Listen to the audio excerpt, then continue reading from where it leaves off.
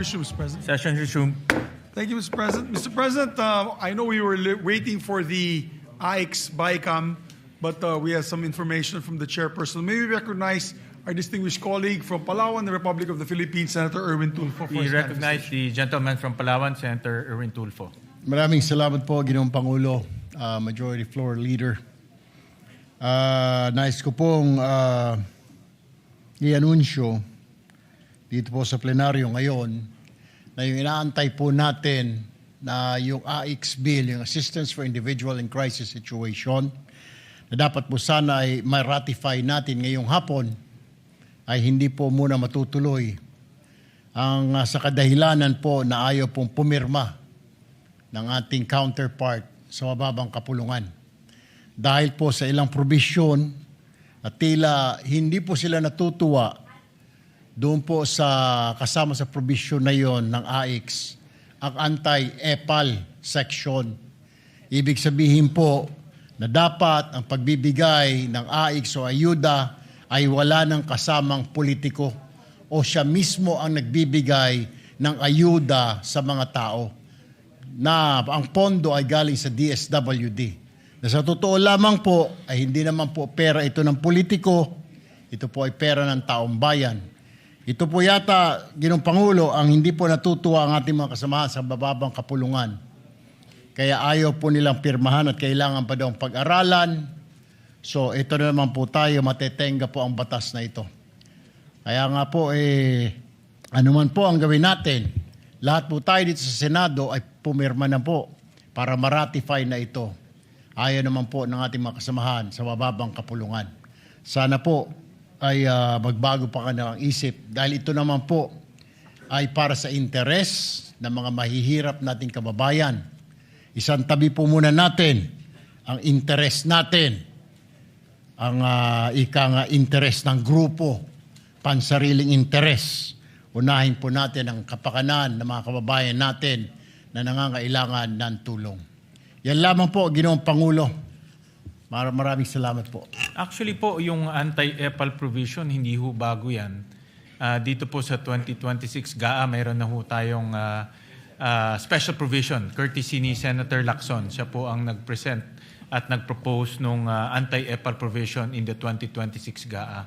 So itong pinapropose po ninyo ay in-institutionalize lang, no, itong anti-EPAL provision. So maganda ho mapag-usapan to sa mga susunod na BICAM conference meeting para mapag-usapan mabuti. Pero hindi ho ito bago at ito ay kasama po sa mga reformang in-implement ho natin dito sa 2026 GAA. Hindi po sila natutuwa, Ginoong Pangulo, na ito po ay ma-institutionalize o maging isang ganap na batas na pagbibigay ng ayuda dapat po ay wala ang mga politiko dahil ito na rin po ang hinihingi ng mga kababayan natin. Dahil lumalabas po ito ay ginagamit ng mga politiko lalo na pag malapit na ang halalan ang pagbibigay ng ayuda ng mga politiko. Subalit, ayaw po ng ilang mga kasamahan po natin sa mababang kapulungan. Kailangan pa po yata nila, Ginoong Pangulo, na sila mismo ang mag-aabot ng ayuda bagamat hindi naman nila ito pondo.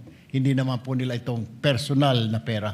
Kaya doon po sa dalawang mambabatas po natin sa mababang kapulungan, sana po mapag-isipan ho ninyo sa mga darating na araw na hindi po ninyo pera, yung pamimigay na yan, pera po ng taong bayan, dapat po ang DSWD lamang ang mamigay niyan at hindi kayo ang dapat nagbibigay dyan.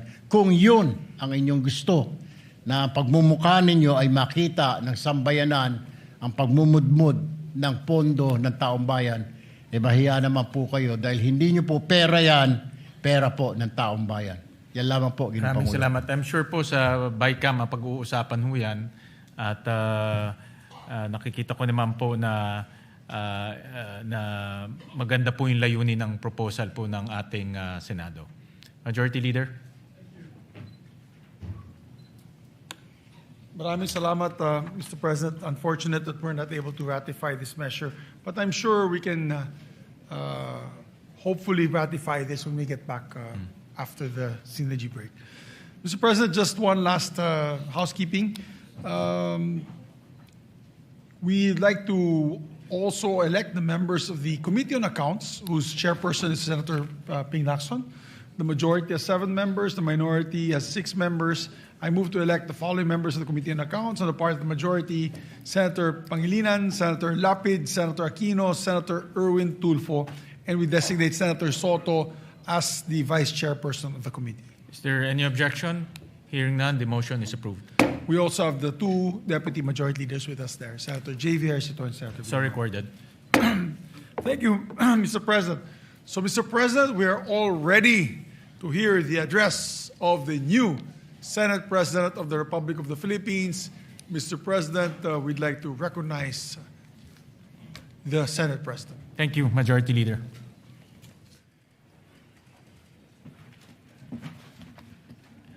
Magandang gabi po sa lahat. Mga iginagalang kong kasamaan sa Senado, mga kababayan, magandang araw po sa ating lahat.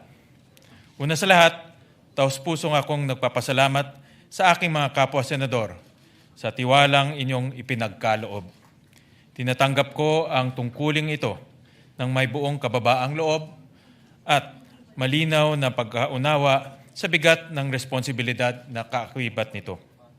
Humarap ako sa inyo bilang kapwa lingkod bayan. Handa akong makinig, makipagtulungan at ibuhos ang aking buong lakas upang gampanan ang tungkuling ipinagkatiwala sa atin. Ang pagkakataong maglingkod bilang Senate President ay hindi pangkaraniwang karangalan. Ito ay araw-araw na panawagan na maging huwaran sa paglilingkod. Higit sa lahat, ang tungkuling ito ay pananagutan sa Senado, sa ating saligang batas, at sa sambayanang Pilipino. Sapagkat ang tungkuling ito ay hindi tungkol sa iisang tao, kundi sa pangangalaga sa isang institusyong dapat magsilbi sa bawat Pilipino. Patid ng buong Senado ang panawagan ng mamayan, magtrabaho ang lehislatura, tugunan ang mga suliraning kinakaharap ng ating bansa, at unahin ang tunay at agarang pangangailangan ng ating mga kababayan. Naririnig namin kayo. Sa gitna ng mataas na presyo ng langis at bilihin, epekto ng lindol sa Mindanao, banta ng Super El Nino at iba pang mahalagang usapin, iisa ang inaasahan ng taong bayan. Malasakit, aksyon at resulta. Kaya ngayong araw, nananawagan ako sa lahat ng aking kasamaan sa Senado, mayora man o minorya, na magsimula tayo muli. Magkaisa sa paglilingkod at harapin ng sama-sama ang mga hamon ng ating bansa. Maaaring magkaiba ang ating mga pananaw, ngunit iisa ang ating misyon, ipagtanggol ang batas at maglingkod sa bayan. Iisa ang ating layunin, alagaan ang kapakanan ng bawat Pilipino. As we take on the urgent work before us, let us reclaim our sense of purpose and move the Senate forward with discipline, fidelity to our mandate, and commitment to the Filipino people. Ang nais natin ay isang Senado para sa tao, isang Senado na bukas sa pakikipag-usap, isang Senado na nakatuon sa solusyon. Sa bawat Pilipino, ito ang aming pangako. Magtatrabaho ang buong Senado para sa inyo. Muli, maraming salamat sa inyong tiwala. Sa abot ng aking makakaya, paglilingkuran ko ang institusyong ito at ang ating bayan ng may buong paggalang, sipag at katapatan. Mabuhay ang Senado, mabuhay ang sambayanang Pilipino. Maraming salamat po.